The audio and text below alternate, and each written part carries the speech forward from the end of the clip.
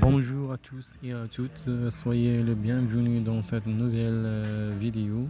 On a vu ensemble dans les vidéos précédentes comment créer un compte Hotmail et comment le connecter à Outlook. Maintenant, on va voir ensemble les étapes pour écrire un mail professionnel. Il suffit juste de suivre cette vidéo pour que vous puissiez écrire correctement un mail professionnel. Voilà, donc les trois clés d'un mail réussi.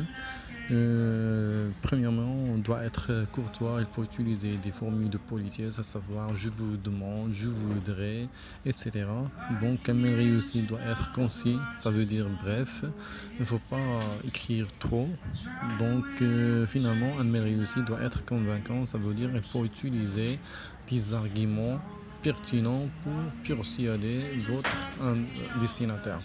Donc, le plan d'écriture d'un mail est comme suit: un titre bien l'objet, une formule d'appel, une entame, un appel à l'action, une formule de politesse. Donc on va détailler chaque composante pour que vous puissiez comprendre bien donc, ces étapes.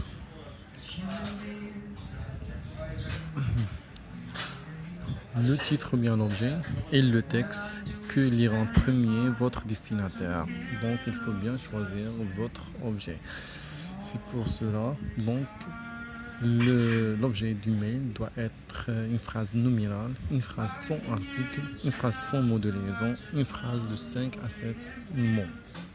Voilà des exemples de demande d'information, compte rendu du séminaire des cadres, candidature pour un stage, ouverture, une réunion d'ouverture, réunion d'échange. Donc il faut bien choisir votre objet parce que celui qui va attirer votre destinataire pour lire votre message. D'accord? Il faut bien choisir votre objet du mail. On passe maintenant à la formule d'appel.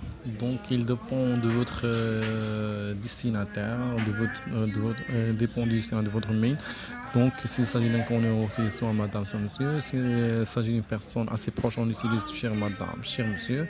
Si vous ne savez pas le destinataire qui est un homme ou bien une femme, on utilise madame, monsieur. Si le destinataire a un titre professionnel ou bien particulier, directeur bien le maire, on utilise monsieur le maire, monsieur le directeur, madame la directrice. Donc l'entame, ce que j'appelle l'entame, ce sont les premiers mots qui doivent permettre de le contexte de communication. Par exemple, j'ai reçu un mail, donc je peux écrire faisant suite à votre mail ou bien suite à votre mail. Donc voilà ce qu'on appelle l'entame. On appelle à l'action. Ça veut dire la personne qui vous lit doit vous situer et comprendre l'objectif de votre message en quelques secondes. Donc il faut aller droit au but. Donc voilà. Il faut écrire ce que vous voudrez. Donc c'est ça. Donc finalement, les formules de politesse dans un mail. Donc il y a plusieurs formules, à savoir cordialement, bien cordialement, sincère salutation, amitié selon le degré d'intimité avec le destinataire. Donc ce qu'on appelle la formule de clôture. Voilà un exemple concret pour que vous puissiez comprendre bien donc les étapes qu'on a vues ensemble. Donc l'exemple c'est donc j'ai reçu un mail, je dois répondre.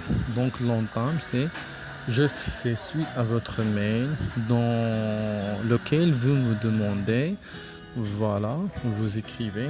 Donc appel à l'action c'est: je vous confirme la réservation de la salle. Donc c'est aller droit au but, si vous vous rappelez bien. Donc ou bien j'ai le plaisir de vous confirmer que nous sommes en mesure d'accueillir, ou bien j'en fais pris cette décision du fait des éléments suivants.